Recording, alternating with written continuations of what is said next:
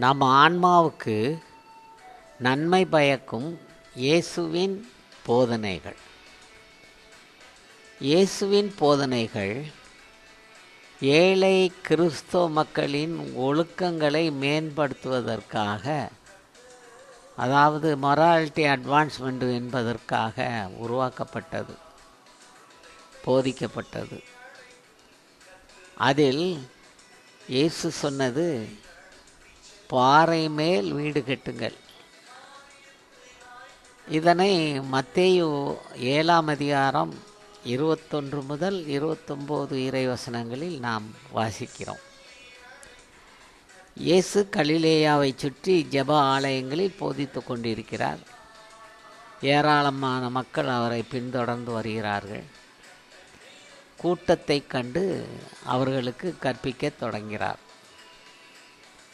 என்னை நோக்கி ஆண்டவரே ஆண்டவரே என சொல்பவரெல்லாம் விண்ணரசுக்குள் செல்வதில்லை, மாறாக விண்ணகத்தில் உள்ள என் தந்தையின் திருவுளப்படி நடப்பவரே விண்ணகத்துக்கு செல்வர். அந்நாளில் பலர் என்னை நோக்கி ஆண்டவரே ஆண்டவரே, உம் பெயரால் நாங்கள் இறைவாக்கு உரைக்கவில்லையா? உம் பெயரால் பேய்களை ஓட்டவில்லையா?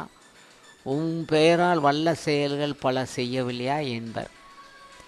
அதற்கு நான் அவர்களிடம், உங்களை எனக்கு தெரியவே தெரியாது என்று சொல்லி, நெறிகட்ட மக்களே, என்னை விட்டு அகன்று போங்கள் என்று வெளிப்படையாக அறிவிப்பார். நான் சொல்லும் இறைவார்த்தையை கேட்டு இவற்றின்படி செயல்படுகிற எவரும் பாறை மீது தம் வீட்டை கட்டிய அறிவாளிக்கு ஒப்பாவார். மழை பெய்தது, ஆறு பெருக்கெடுத்தது, பெருங்காற்று வீசியது, அவை வீட்டின் மேல் மோதியும் அது விழவில்லை. ஏனெனில் பாறை மீது அடித்தளம் இடப்பட்டிருந்தது.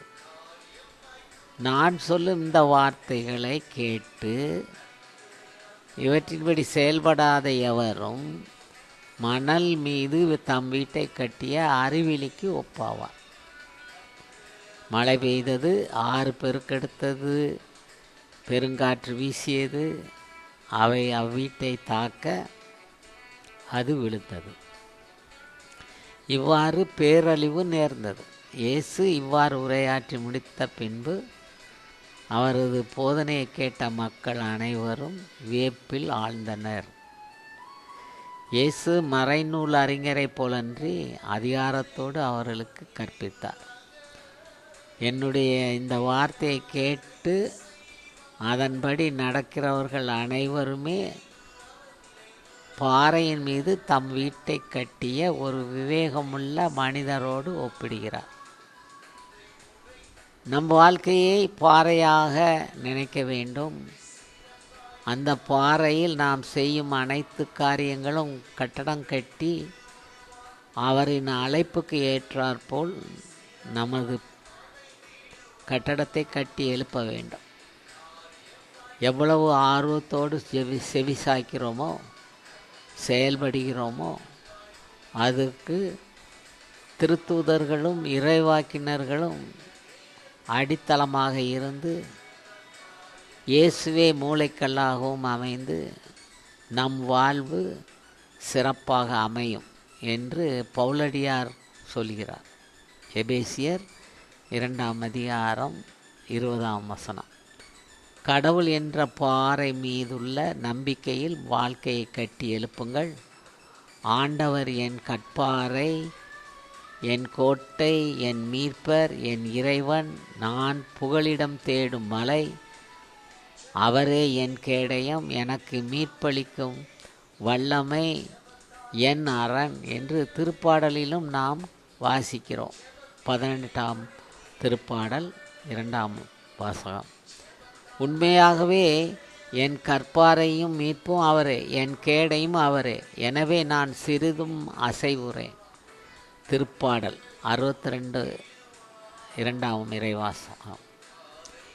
நம் கத்தோலிக்க திருச்சபை ஒரு பாறை. அதன் வழிகாட்டுதலிலும் தோழமையிலும் சட்டத்திட்டங்களுக்கும் உட்பட்டு உங்கள் வாழ்க்கையை கட்டி எழுப்புங்கள். உங்கள் வாழ்வில் செல்வமும் செழிப்பும் ஆசீர்வாதமும் நிறைந்திருக்கும். இந்த பாறையின் மேல் என் திருச்சபையை கட்டுவேன், பாதாளத்தின் வாசல்கள் அதன் மேல் வெற்றி கொள்ளா.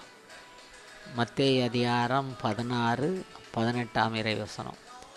திருப்பலியிலும் ஜெபத்திலும் உங்கள் குடும்பத்தை ஆண்டவரோடு இணைத்து கொள்ளுங்கள். உங்கள் குடும்பம் பாறை மீது கட்டப்பட்ட வீடாக இருக்கும். கடவுளுக்கு அஞ்சி நடப்பவர்களே என்றுமுள்ள அடித்தளம் போல் நிற்பார்கள். நீதிமொழிகள் 10:25. இறைவார்த்தையில் புதுப்பிக்கப்பட்டு புது வாழ்வு வாழ அன்புடன் ஆசிக்கிறேன்.